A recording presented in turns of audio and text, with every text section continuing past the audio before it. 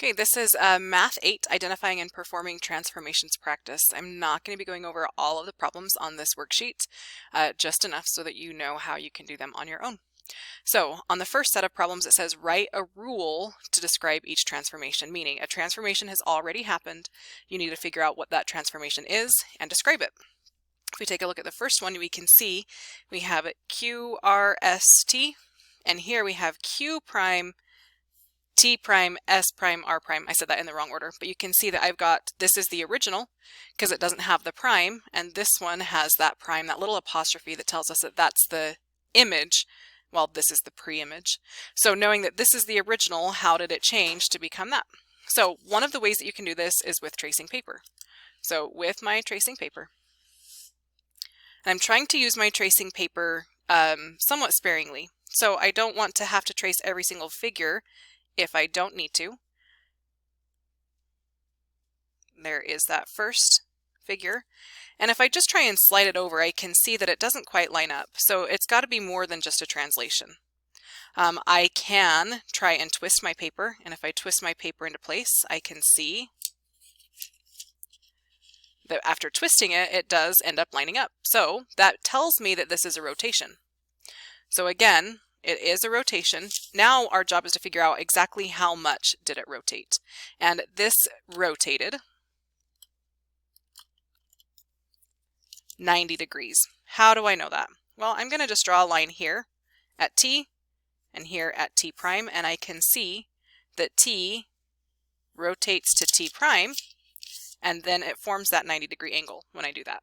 I can also do the same thing going from Q to the origin and Q prime to the origin, and I can see from Q to Q prime it forms that 90-degree angle.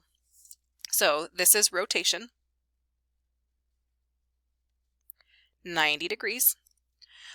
Pay attention to the direction. When I put this in its original place and then I rotate it into position, I can see that it is going in the opposite direction of the hands of a clock. I went this way.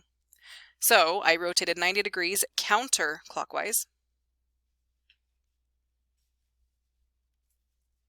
And part of that transformation, we need to tell what the center is. All of these, just to make things easy, are going to be centered around the origin. So rotate 90 degrees counterclockwise around the origin.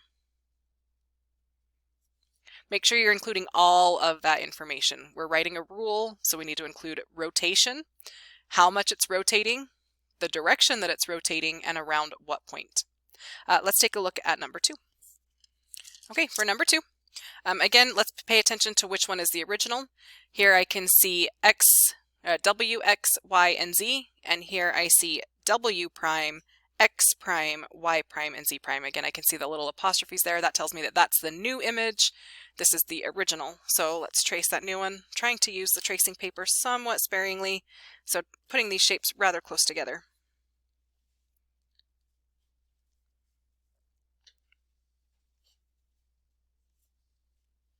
Okay, and now that it's traced on there, I can try and slide it over, and I can see a slide isn't enough, so it's not a translation because it doesn't line up. Let's try a reflection because it looks like it's flipped. So now I'm going to flip that paper. Whenever I flip the paper, that's a reflection, and it still doesn't quite line up. They're not matching up very nicely. So I've tried translation, I have tried reflection. It must be a rotation. Let's twist the paper. If I can get it into place by just twisting the paper and nothing else, then that is a rotation. So again, I know it's a rotation. Let's figure out how much. And again, remember, they're all going to be around the origin. So this is rotation. How much? I've already drawn this line that goes from X to X prime, and it doesn't look like an angle the way it did when it was over here. I could see that it was a 90-degree angle. It is an angle though. Think about how much we had to twist that paper. So again, here's where it was.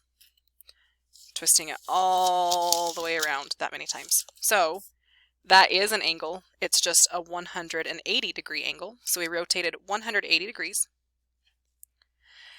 Nice thing about rotating 180 degrees, it doesn't matter if I go counterclockwise 180 degrees or clockwise 180 degrees. Either way, it's still going to get there. So rotate 180 degrees. You don't have to say a direction, but we are going around the origin. that's that. Now let's take a look, and I'm going to do these other ones pretty quickly because they're pretty easy. I think that the rotation is one of the more challenging because you've got all that extra information to include. Let's take a look at number 3. Again, make sure you're paying attention to which one is the original. I can see the primes here and no primes here. This is the pre-image, that's my original, this is the new one. I've already got it traced, so here it is traced in place. And to figure out where I'm going, I just have to slide it. And a slide, the technical term that we're going to use is translation. So this is a translation, or I write translate. Now how much am I translating it? J was here and J prime is now here. So I can see I'm going up 1, 2, 3. So translate up 3. And I'm going left 1, 2, 3, 4. So up 3 and left 4. And that's it for a translation. That's all you need is how much and in what directions. Let's do number 4, and I think that'll probably be the last one that I'm going to do with you. Getting it traced into place. Let's see, original, TUVW, T prime, U prime, V prime, W prime. So this is my original. That's the one I'm going to trace.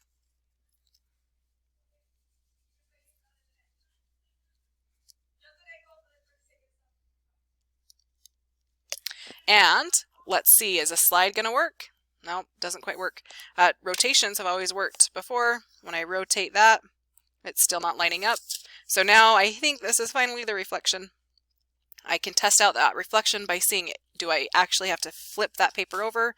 And you can see it flipped and it landed perfectly. So it is a reflection. And so now we need to figure out what is that mirror line. So when it's a reflection, we have to define what that line of reflection is. And this one's pretty intuitive. You can see that it looks like that x-axis is the line of reflection. Let's test it out. If this is point U and it's being reflected, point U you can see is standing 3 steps away from that mirror. So the reflection is standing 3 steps away from that mirror. We can test that out with each of these points if we wanted to. V is 3 steps away, and so the reflection is 3 steps away, which does confirm that the line of reflection, the part that's acting as a mirror, is that x-axis. So reflect over the x-axis.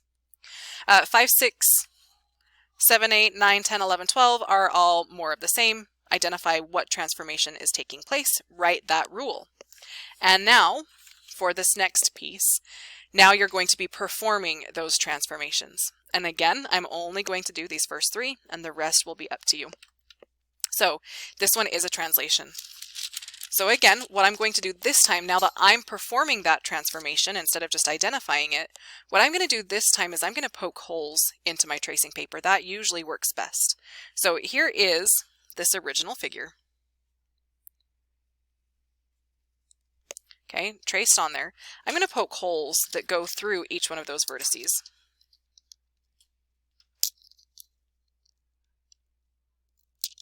So now, when I do this translation, I know I can just poke my pencil right through to draw where that new point is going to be. This is a translation 2 units right and 4 units up. So I'm going to go 2 units to the right and 4 units up. So R is now going to be here, R prime. Now I can continue to do that with each of those points. I can just take this and move it over to the right and then up. But I also want to show you what that's going to look like with our tracing paper. So I already know where R is going to be. I'm moving this over 1, 2, and then up 4. 1, 2, 3, and 4. And now I can see where R is, and I can also see where the other points are going to be. And I've already poked my holes right through, so I can just poke that through, and I drew that line. It didn't work out very perfectly. Let me try that again. Just draw that point right on through, right there. The next one is going to be right here. So again, I'm just poking through that tracing paper, and we can see where that vertex is supposed to be. And now I can redraw that in place. Maybe using a straight edge or a ruler would be a good idea here. There's the new image, and let's label it. That's R prime. This is P prime and Q prime. And number 14 is a reflection. That means as I trace this, I am going to be flipping it. Let's see what that reflection is going to look like with the tracing paper and without. Here's the y-axis, so this is that mirror line.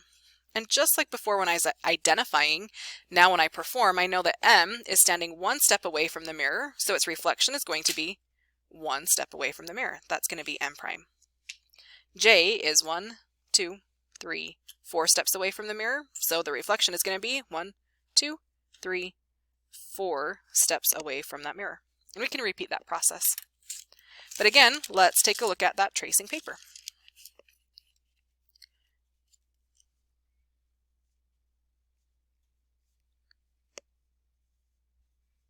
Tracing the original first. I'm going to poke holes through it again.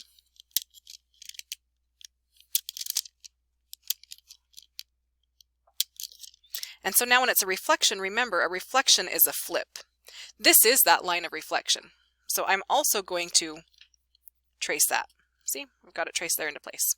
So when I perform this flip, I'm flipping the paper, but to make sure I'm putting it in the right spot and not just randomly putting it anywhere, that line that I drew, remember, that's that line. And so that helps me get it into place right where it needs to be. And again, I've poked my holes through, so now I can just push that pencil lead right on through and get those points in position. Oops. And that mostly worked out. There's one there and there. And again, connect each one of those and we'll continue to label them. I got M prime labeled, J prime, K is reflected to be K prime, L is reflected to be L prime. And again, you can always check. L is 2 steps away, just like L prime is 2 steps away. And the last one, a rotation. Number 15, a rotation 90 degrees clockwise about the origin. This is one where your tracing paper is definitely going to be the most helpful. There are other ways that you can do it without the tracing paper, but the tracing paper is going to be best. So let's trace that on there.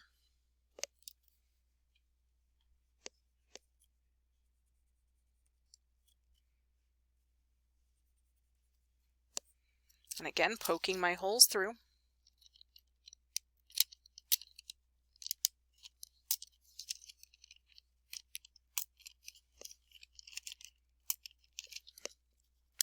I'm also going to poke a hole through the origin. So it says we're rotating clockwise 90 degrees about the origin. Here's the origin. I'm going to go ahead and poke a hole through that there as well. That's my pivot point. That's the center. So I'm going to pivot my tracing paper around that point, just like that. That's the center of rotation. Now, how do we make sure we're going only 90 degrees? Here's the trick. I'm going to draw a little plus sign here around that point. Let me move that out of place so that you can see. See, I've got that. So when I'm rotating 90 degrees, I'm going to spin it, and you can see that it's not lined up. I need to keep on spinning this piece right here until it lands on the new axis. That means I've gone 90 degrees. Let me show that again. So right now, this line right here, it's on the y-axis. It's going straight up and down. When I go 90 degrees, that line is going to go straight onto the x-axis. That means I've gone 90 degrees. And now I can see the new position. And where do I need to put that? Again, we already poked our holes. So poking right on through.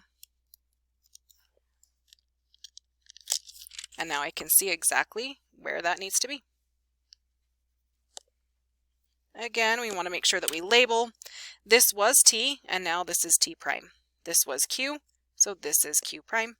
R, R prime. S, S prime. So again, that is the easiest way to do it. That is what I would suggest. And the rest of it is practice. Again, you got some more reflections, translations, and rotations. So make sure you continue to practice those. That's it. Thanks for watching. We'll see you next time.